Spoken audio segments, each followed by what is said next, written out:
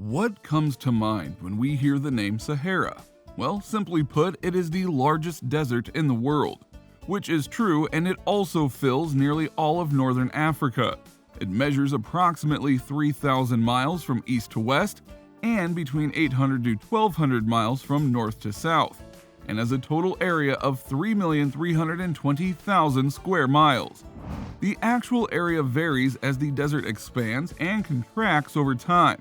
The Sahara is bordered in the west by the Atlantic Ocean, in the north by the Atlas Mountains and Mediterranean Sea, in the east by the Red Sea, and in the south by Sahel, a semi-arid region that forms a transitional zone between the Sahara to the north and the belt of humid savannas to the south.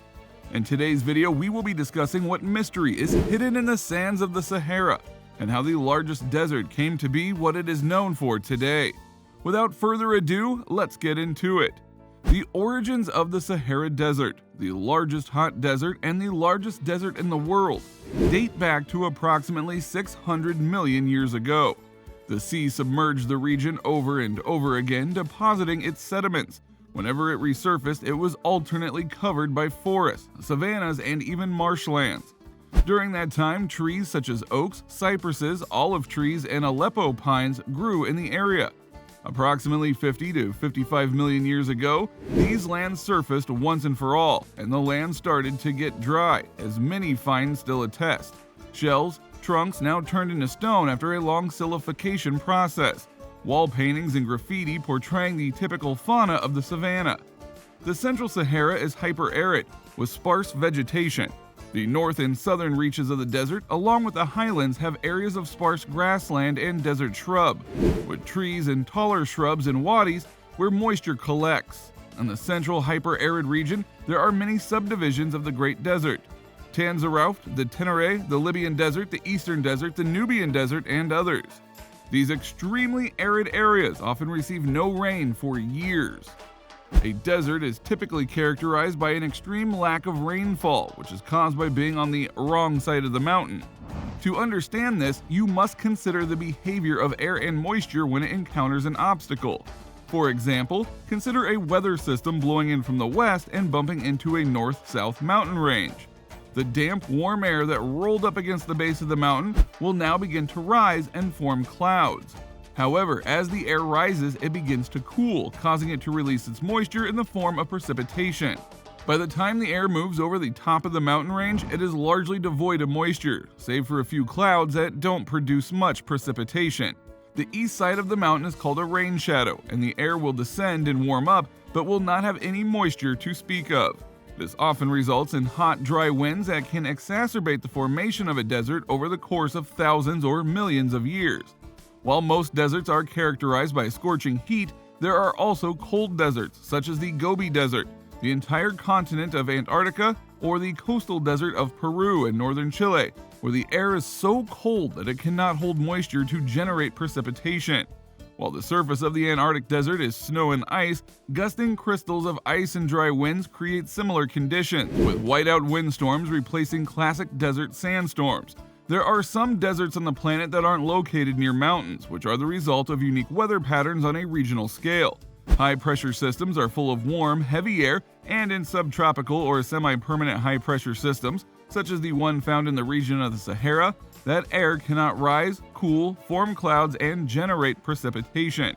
Furthermore, if a high-pressure system is strong and stable, it makes it very difficult for low-pressure systems to move in and generate variability in weather patterns. Therefore, you have a region that receives very little rain, is buffeted by dry winds, and doesn't benefit from the movement of cold fronts. Huge predatory dinosaurs like the abelisaur, a short-snouted predatory dinosaur, and the pterosaur once roamed regions of what is now the Sahara Desert. Instead of a desert, the region was covered by a vast river system that flowed up through present-day Morocco and Algeria. Strangely, paleontologists have found very few fossils of the plant-eating dinosaurs that roamed much of the world at that time. Rather, many of the fossils they have identified belong to flesh-eating dinosaurs, flying reptiles called pterosaurs, and ancestors of modern crocodiles. Fossils found on the expeditions indicate that the sea supported some of the largest sea snakes and catfish that ever lived, extinct fishes that were giants compared to their modern-day relatives. mollusk-crushing fishes, tropical invertebrates, long-snouted crocodilians, early mammals, and mangrove forests, explained Professor O'Leary, who is also a research associate in the Division of Paleontology at the American Museum of Natural History. Because the seaway changed in size and geography frequently, we propose that it may have resulted in islands of water that stimulated species gigantism. Now, to answer one of the most taught questions, which is where does the sand come from? Although we partially debunked the idea that deserts are completely covered with sand, over the course of millennia, the drastic shifts in temperature between day and night can put stress on the rocks of a region, which may split and crack, can be combined with the dry, gusting winds that readily cause erosion. Then a great deal of sand is being formed. The sand will basically sort itself by size, with the larger and heavier pieces of broken down sand at the bottom and the fine silt-like sand on the surface, where it can be whipped around and blown into dunes or further aid the weathering process of wind erosion. Sand behaves as a very abrasive substance, and with the wind stripping the earth down to its rocky bones, some very unusual rock formations and outcroppings may be molded by the power of gusting sand alone. Dune seas are ever-shifting landscapes that are grown and molded by the wind into various recognizable formations, but they may rise and fall in a matter of years. Although not all deserts are composed of sand, there are erg sand deserts, sarir pebble deserts, and hamada rock deserts, each of which is shaped by their unique erosion patterns and climate. Some areas of a desert may be characterized by dunes and sand, but other regions may simply be barren, which brings us to the last question of what is hidden under the sand of the Sahara. Beneath the sands of the Sahara Desert, scientists have discovered evidence of a prehistoric megalake, formed some 250,000 years ago when the Nile River pushed through a low channel near Wadi Tushka.